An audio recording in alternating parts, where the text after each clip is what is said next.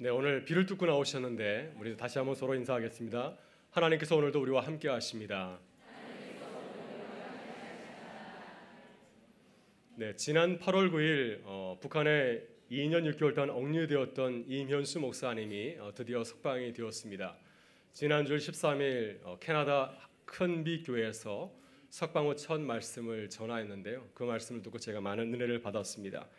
임현수 목사님은 2015년 1월에 북한의 인도주의 사업자 9호 사업을 하러 갔다가 북한 체제를 갖다가 비방하였다라고 하는 제목을 이렇게 가지고 사형 선고를 받았습니다. 근데 다행히 이 임현수 목사님이 캐나다 시민권자여서 감형이 되었습니다.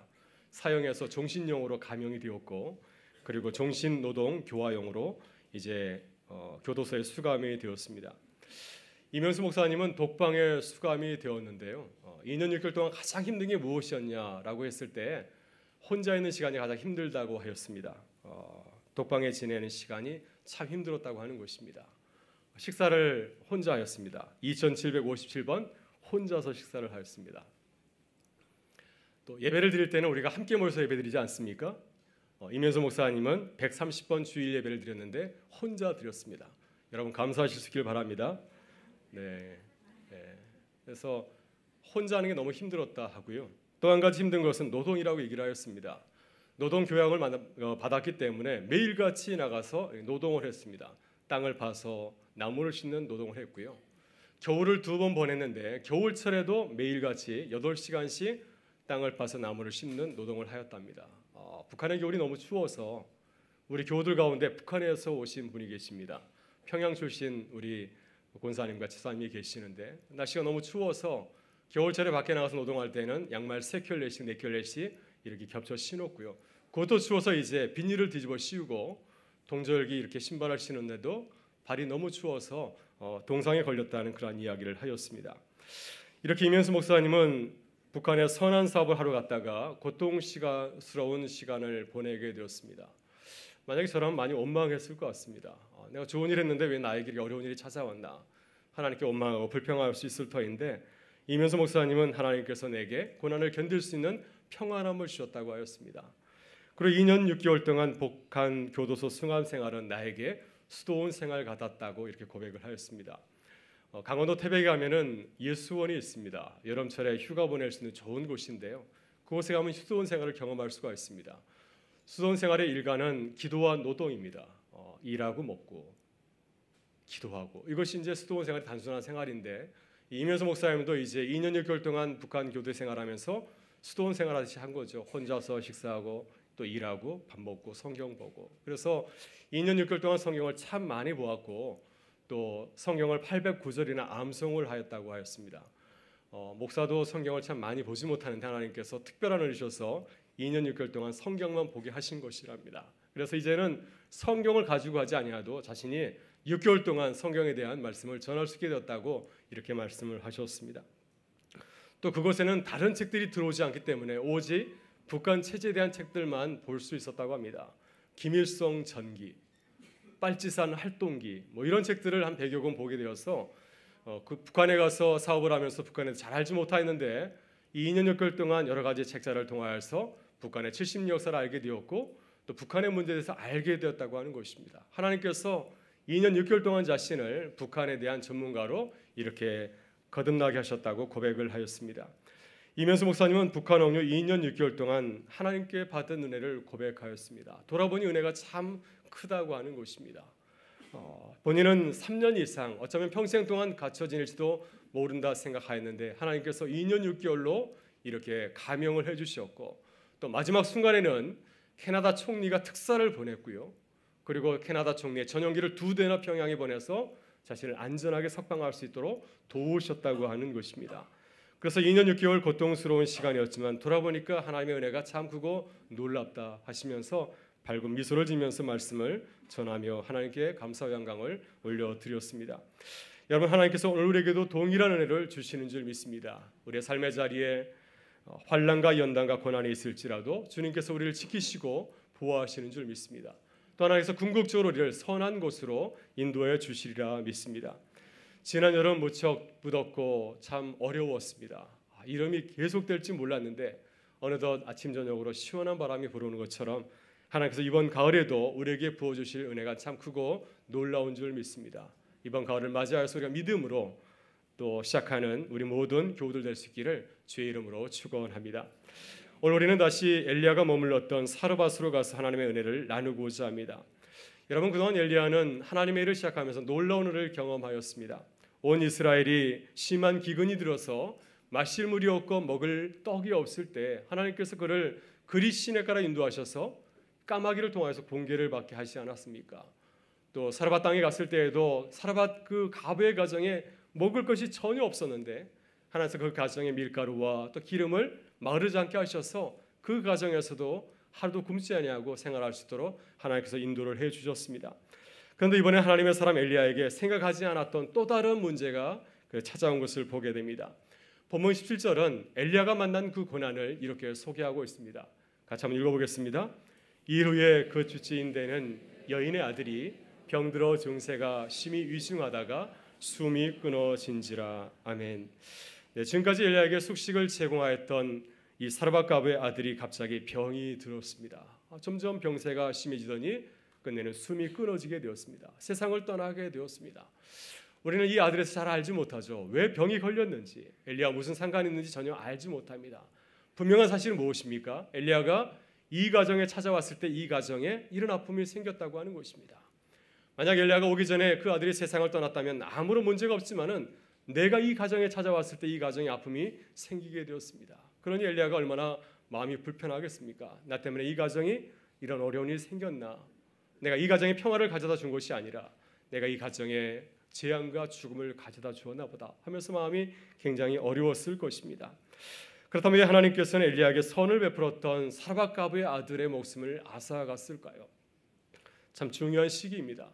이제 엘리야는 바알과 아세라의 선지자 850명과 영적인 전투를 벌여야 되는 아주 중요한 시간에 왜 하나님께서 그에게 이런 아픔을 주셨을까요? 돌아보면 하나님께서 그에게 주신 크고 놀라우신 은혜가 있습니다. 첫째, 하나님께서는 엘리야에게 죽음과도 같은 고통을 주신 깊은 이유가 있습니다. 바로 그것은 하나님께서 이 어려움을 통하여서 살아계신 하나님을 만나기를 원하셨기 때문입니다.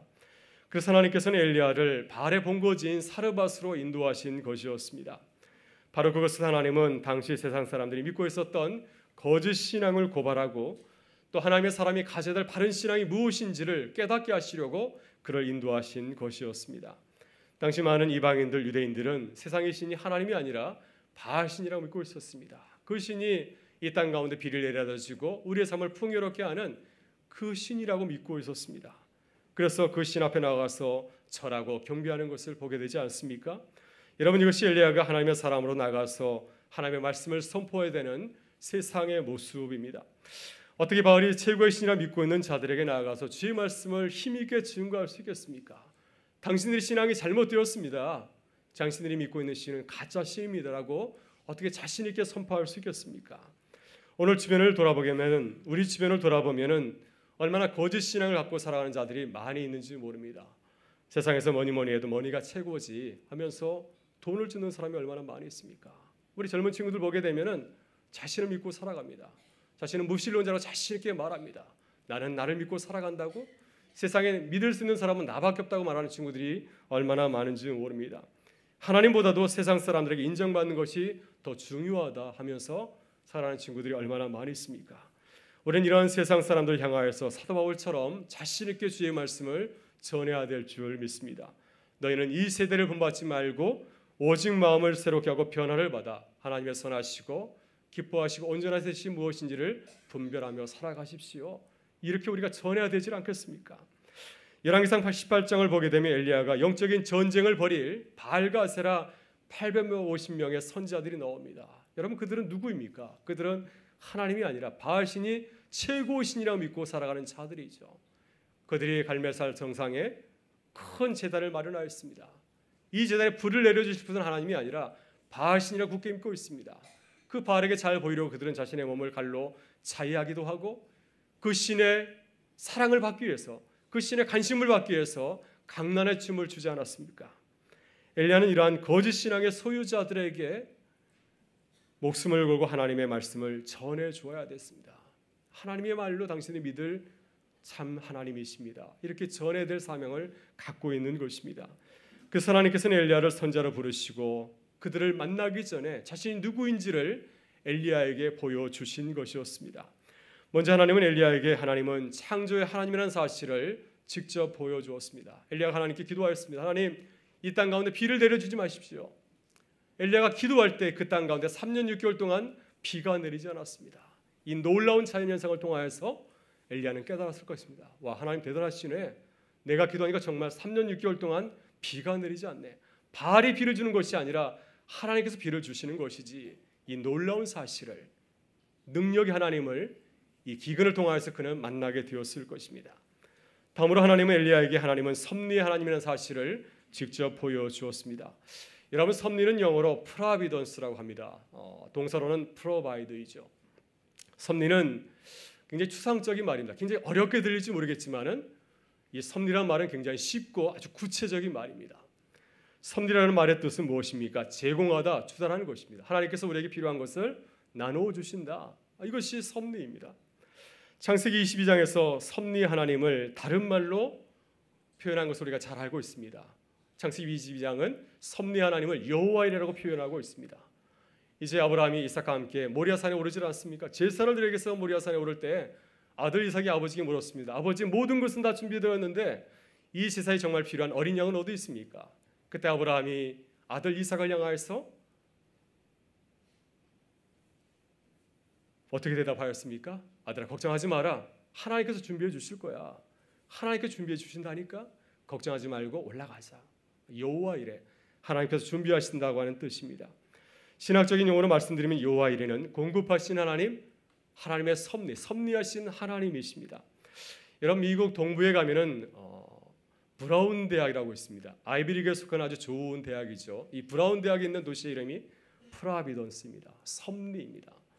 저는 그 도시를 지나가면서 이런 생각을 하였습니다. 처음에 이 청교도들이 미국에 건너와서 이 도시를 세울 때 그것을 고백하지 않았겠습니까? 하나님, 이 가운데 주님께서 우리의 길을 인도해 주실 줄 믿습니다.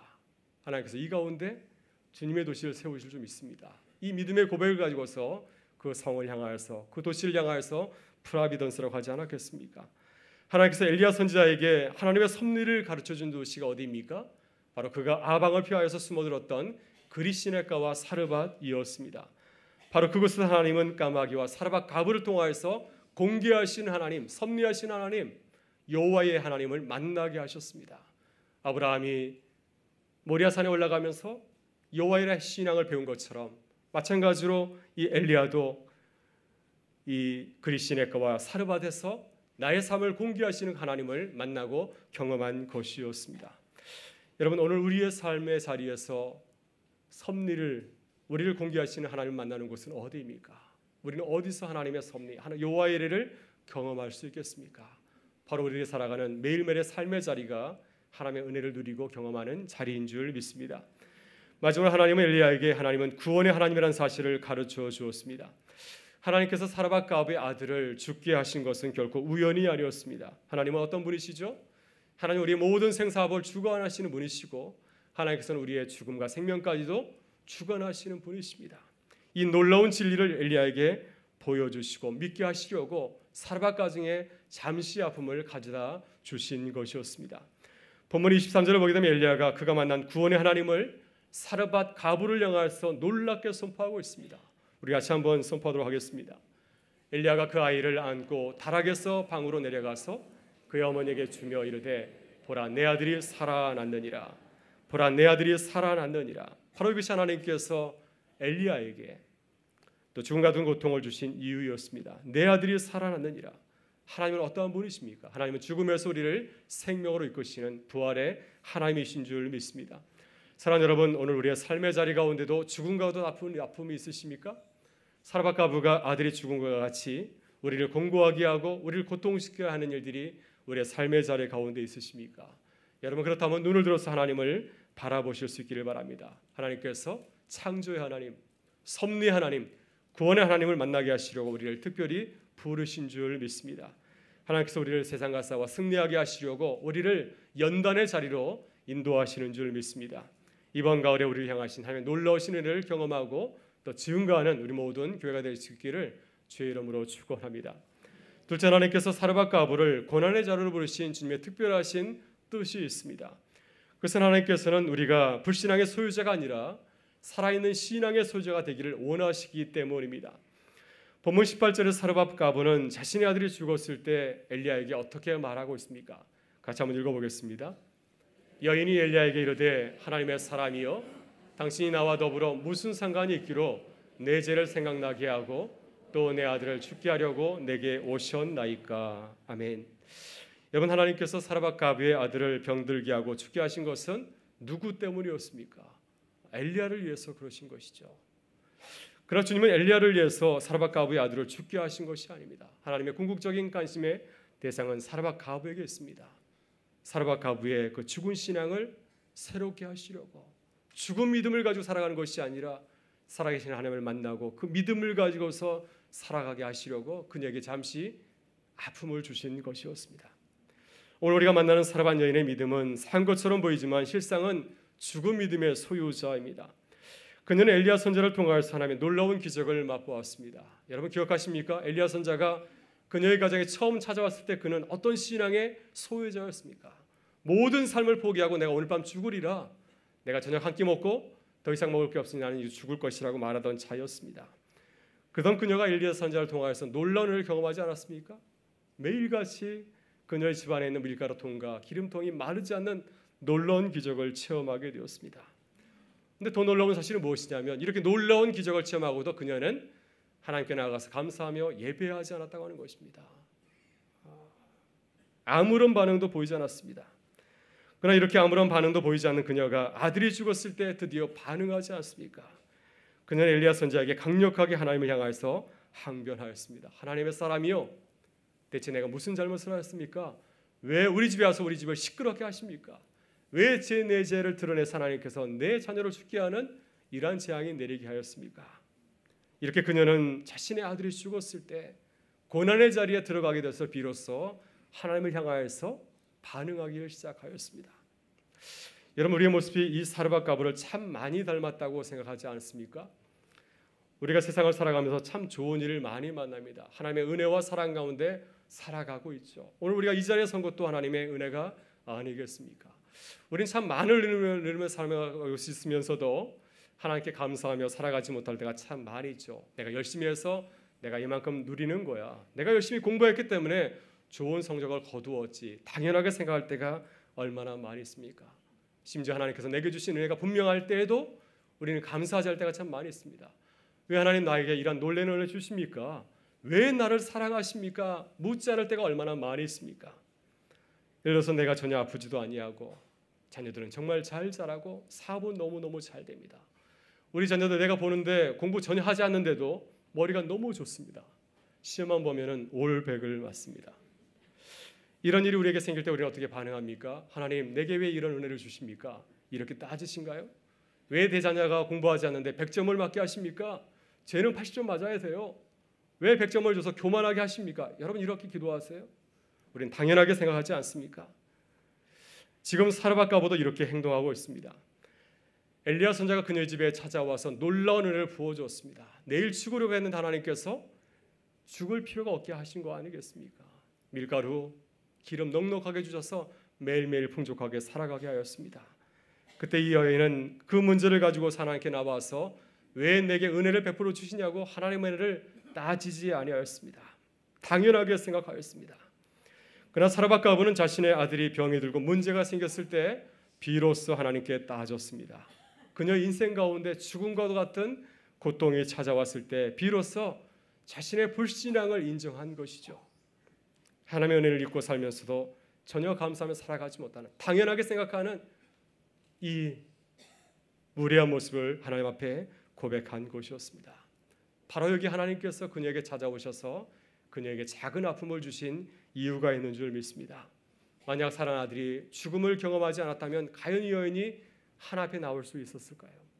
그녀는 끝까지 하나님에게서 숨으면서 죽은 신앙을 가지고 살아가지 않았겠습니까? 이렇게 사르밧과 아부는 아들의 죽음을 통하여서 죽은 신앙에서 살아있는 신앙을 가지는 자로 거듭나게 되었습니다. 그녀가 자신의 아픔을 가지고 하나님 앞에 나왔을 때 주님께서는 마다하지 아니하시고 그녀가 예상하지 못하였던 더 큰 은혜를 그의 삶 가운데 부어주셨습니다. 죽었던 아들이 살아나는 부활의 감격을 누리게 되지 않았습니까? 이렇게 해서 그녀는 죽은 자를 살리시는 전능하신 하나님을 만나게 되었습니다. 여러분 본문 24절을 보게 되면은 이 사라밧 과부가 이렇게 놀라운 기적을 체험하고 정말 놀라운 고백을 하고 있습니다. 같이 한번 고백해 보도록 하겠습니다. 여인이 엘리야에게 이르되 내가 이제야 당신은 하나님의 사람이시요 당신의 입에 있는 여호와의 말씀이 진실한 줄 아노라 하니라. 아멘. 여러분 이렇게 사라밧 과부는 고난의 자리에서 주님을 만나서 주님을 영접하고 경배하였습니다. 고난의 자리에서 주님을 만나서 살아있는 신앙의 소유자로 거듭나게 되었습니다.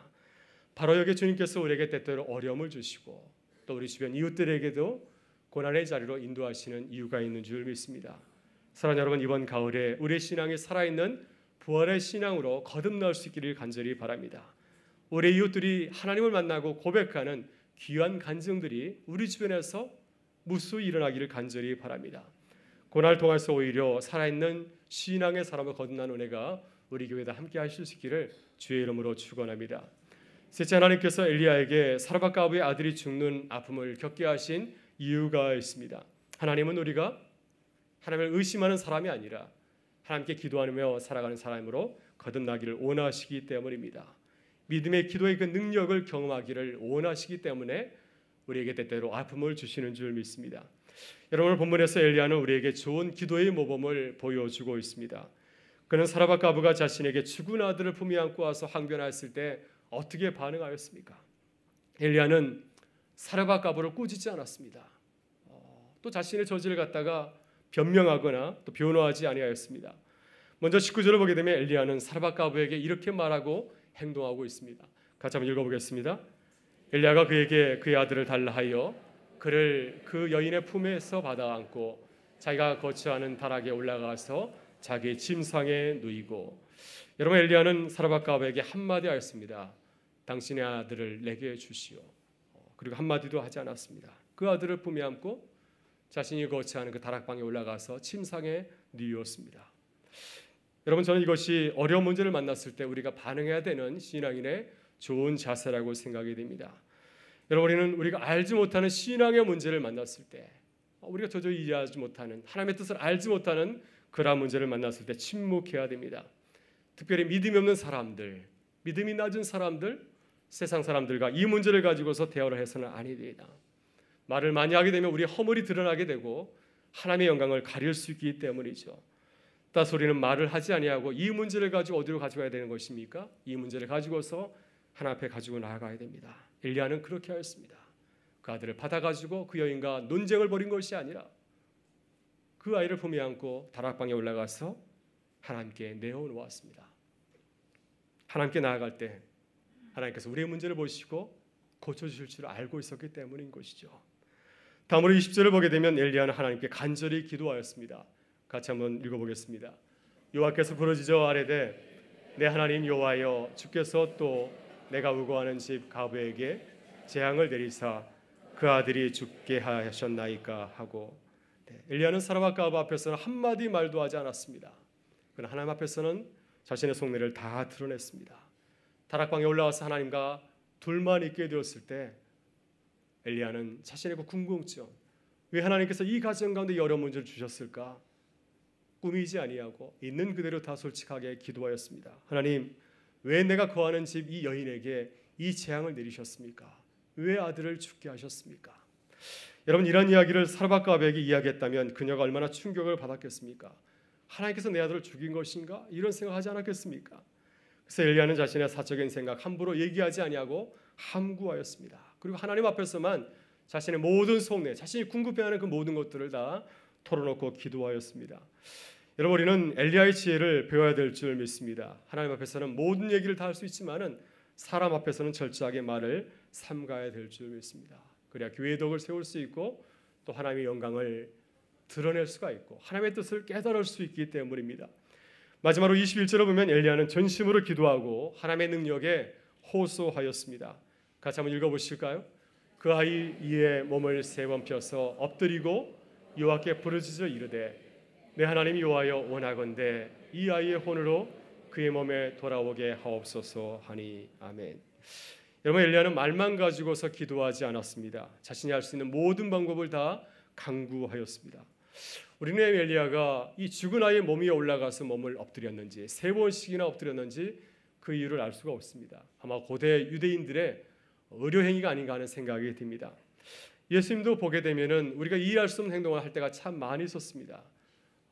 말하지 못하고 듣지 못하는 장애인을 치유하실 때 주님은 어떻게 하였습니까? 그 사람의 귀에 2 손을 꽂고 침을 뱉어서 그 사람이 혀를 만지면서 에바다고 외치지 않았습니까? 열렬할 때 그 사람의 모든 질병이 떠나가게 되었습니다. 사실 지금 엘리야가 죽은 아이에게 행하고 있는 행위는 유대인의 그 율법을 반하고 있는 행위입니다. 레위기 말씀에 따르면 어떻게 되어 있습니까? 죽은 사람에게서 죽은 사람을 가까이 하지 말라고 되어 있습니다. 근데 지금 이 엘리야는 죽은 사람 위에 가서 이렇게 덮고 있거든요. 율법을 지금 어기고 있는 것입니다. 무슨 얘기인가요? 지금 엘리야는 율법을 어겨가면서까지 자신이 할 수 있는 그 모든 방법을 다 강구하고 있는 것이죠. 이렇게 엘리야는 사라밧 가부의 죽은 아들을 살리기 위해서 자신이 할 수 있는 모든 방법을 다 강구하였습니다. 그리고 하나님께 자신이 바라는 것을 구체적으로 하나님께 기도하였습니다. 하나님, 원하건대 이 아이의 혼으로 그의 몸에 돌아오게 하여 주옵소서. 이 아이에게서 떠났던 그 생명이 다시 들어오게 해 주십시오. 분명하게 자신이 원하는 것을 기도하였습니다. 하나님 창조의 하나님을 믿고 있었기 때문에, 하나님의 능력을 믿고 있었기 때문에 그 은혜를 사모하면서 강력하게 하나님께 간절히 기도한 것이었습니다. 그때 하나님께서 그의 믿음의 기도를 들으시고 응답해 주셨습니다. 마지막으로 22절의 말씀은 엘리야의 그 믿음으로 드린 기도의 결과를 우리에게 이렇게 증거하고 있습니다. 우리 같이 한번 읽어보겠습니다. 여호와께서 엘리야의 소리를 들으심으로 그 아이의 혼이 몸으로 돌아오고 살아난지라. 아멘. 이렇게 주님이 우리에게 권한을 주시는 것은 우리를 믿음의 기도자로 세우시기 위함인 줄 믿습니다. 우리도 이번 가을에 엘리야처럼 기도의 사람, 기도의 능력을 체험하는 사람으로 거듭날 수 있기를 주의 이름으로 축원합니다. 최근에 사업을 하다가 망한 사람이 있습니다. 40억대 자산가였다가 일시에 망해서 52억의 빚을 져서 유명해진 연예인이 있습니다. 이 연예인이 TV에 나와서 자신의 이야기를, 이렇게 어려웠던 시절의 이야기를 하면서 마지막으로 이런 얘기를 전하였습니다. 힘들 때 울면 3류, 힘들 때 참으면 2류, 힘들 때 웃으면 1류입니다. 그래서 힘들 때도 웃으라, 그런 권면을 해주었습니다. 여러분, 그렇다면 우리는 하나님의 사람으로서 힘들고 어려울 때 어떻게 해야 되겠습니까? 오늘 주님은 엘리야를 통해서 우리에게 어떻게 하라고 말씀하고 있습니까? 우리는 힘들 때 기도해야 될 줄 믿습니다. 기도해야 일어날 수 있습니다. 기도해야 하나님을 만나게 될 줄 믿습니다. 여러분, 인류 신앙인은 어떠한 신앙인인가요? 인류 신앙인은 기도하는 사람입니다. 엘리야처럼 힘들고 어려울 때 하나님을 바라보면서 간절히 기도하는 사람이 인류 신앙인인 줄 믿습니다.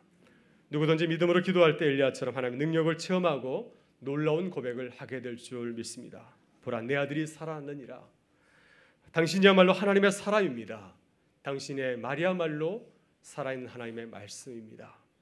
이 놀라운 고백이 이번 가을에 우리 모두의 고백이요 간증이 될 수 있기를 주의 이름으로 축원합니다. 우리 다 같이 일어나셔서 하나님을 찬양하며 나아가겠습니다.